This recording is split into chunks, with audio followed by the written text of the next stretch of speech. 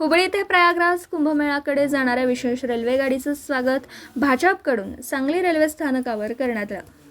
आमदार सुधीर गाडगीळ आणि मनोहर सारडा यांच्या उपस्थितीत या विशेष प्रयागराज रेल्वे गाडीचं स्वागत करण्यात आलं। रेल्वेचे चालक यांचा यावेळी सत्कार करीत त्यांना पेढे भरवून या गाडीचं स्वागत केलं।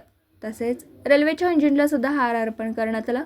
यावेळी रेल्वेतील सर्व प्रवाशांना भाजपा पदाधिकाऱ्यांनी शुभेच्छा दिल्या। तसेच रेल्वे बोगीला हार अर्पण करत या गाडीचं स्वागत केलं।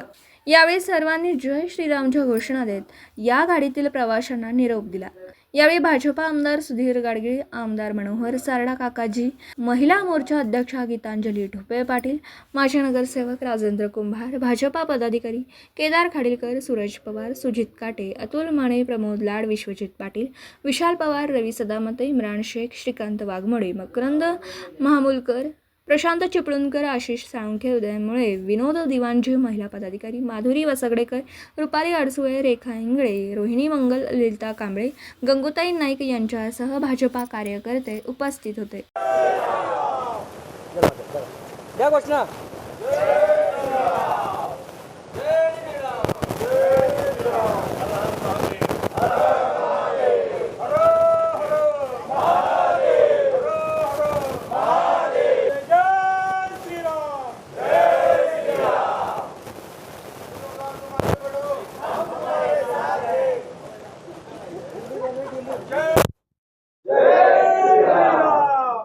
आज हुबळीपासून प्रयागराजपर्यंत वाराणसीपर्यंत ही गाडी आज निघालेली आहे।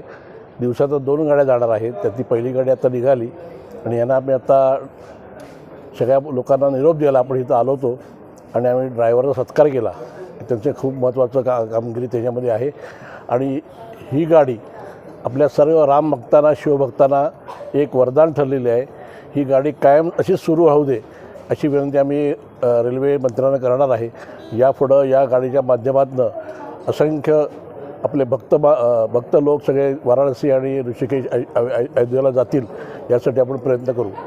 काय वाटतं एकंदरीत आपलं श्रद्धास्थान आहे आणि मोठ्या संख्येनं आता सगळेजण तिकडे चाललेले आहेत। आज कालच्या पौर्णिमेला एका दिवसात 4 कोटी लोकांनी स्नान केलं।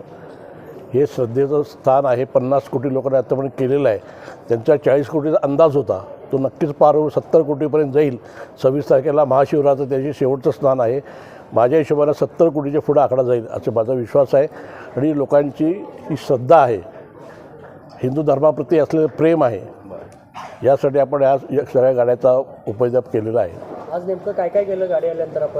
आम्ही प्रथम ड्रायव्हर जे दोघं सारथी आहेत म्हणाले त्यांचा आम्ही सत्कार केला, त्याला पेढे दिले आणि यांना आम्ही म्हटलं की आमच्या लोकांना चांगलं सुरक्षित घेऊन जा, सुरक्षित घेऊन या तुम्ही अशी त्यांना विनंती केली। तसेच जाणाऱ्या लोकांना आम्ही पेढे वाटले, आपल्या सगळ्या डब्यांना हार घातले। अशा पद्धतीने आम्ही हा दिवस साजरा केला। शुभेच्छा दिल्या। आणि सांगलीचे कार्यसम्राट, लोकप्रिय आमदार आदरणीय सुधीरदादा गाडगीळ यांच्या शुभ हस्ते आज जी प्रयागला जी रेल्वे गेली त्याचा थांबा आज सांगलीमध्ये केला होता। दादानी इथं असलेल्या असंख्य लोकांनी सगळ्यांनी त्यांना शुभेच्छा दिल्या, पेढे दिले, पुन्हा इंजिनचं पूजन देखील केलं। खूप चांगल्या पद्धतीनं अगदी खुशीत पूर्ण रेल्वे भरलेली दिसली। ह्याचा अर्थच असा की ही रेल्वे खूप कामाची आहे। त्यामुळे मी दादांनाही आणि असलेल्या रेल्वे मंत्रालयाच्या संबंधित असलेल्या लोकांना माझी नम्र विनंती आहे की सांगलीकरता कायमस्वरूपी इथं आता प्लॅटफॉर्म देखील 2-3 वाढलेले आहेत।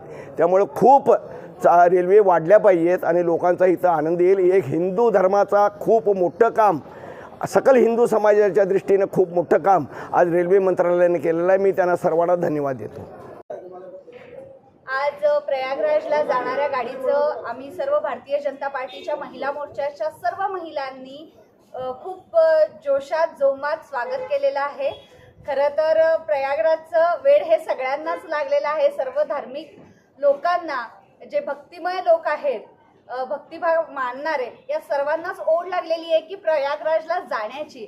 आणि आज आम्ही सर्व भारतीय जनता पार्टीचे महिला मोर्चा, त्याचबरोबर भारतीय जनता पार्टीचे सर्वच कार्यकर्ते आणि आमचे आमदार सुधीरदादा गाडगीळ यांच्या माध्यमातून आम्ही सर्वांनी प्रयागराजला जाणाऱ्या ट्रेनचं स्वागत केलेलं आहे. आणि हे स्वागत करताना आम्ही त्या ट्रेनला हार घातले, त्याचबरोबर सर्व महिलांनी एकमेकींना पेढे चारले, त्या गाडीमध्ये असणाऱ्या सर्वांना पेढे दिले आणि खूप मोठी अशी घोषणा देखील केलेली आहे. राम नामाची घोषणा केली, महादेवाची घोषणा केली आणि त्याला सगळा प्रतिसाद त्या गाडीमध्ये बसलेल्या सर्व पॅसेंजरनी आम्हाला दिलेला आहे. श्रीरामाच्या जोरजोरात घोषणा त्यांनीही आम्हाला दिल्या.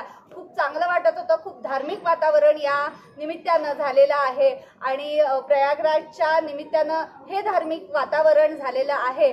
असंच धार्मिक वातावरण नेहमीच राहावं यासाठी मला असं वाटतंय की ही ट्रेन नेहमीच सुरू राहावी आणि नेहमीच आपल्या इथून लोक म्हणजे सांगलीमधून लोक प्रयागराजला जातील, तिथल्या दर्शनाचा लाभ घेतील असं वाटतं आणि हे वातावरण असंच छान राहील असंही वाटतं. धन्यवाद. दिवसभरातील घडामोडींचा आढावा घेण्यासाठी पाहत रहा N24 मराठी न्यूज चॅनल.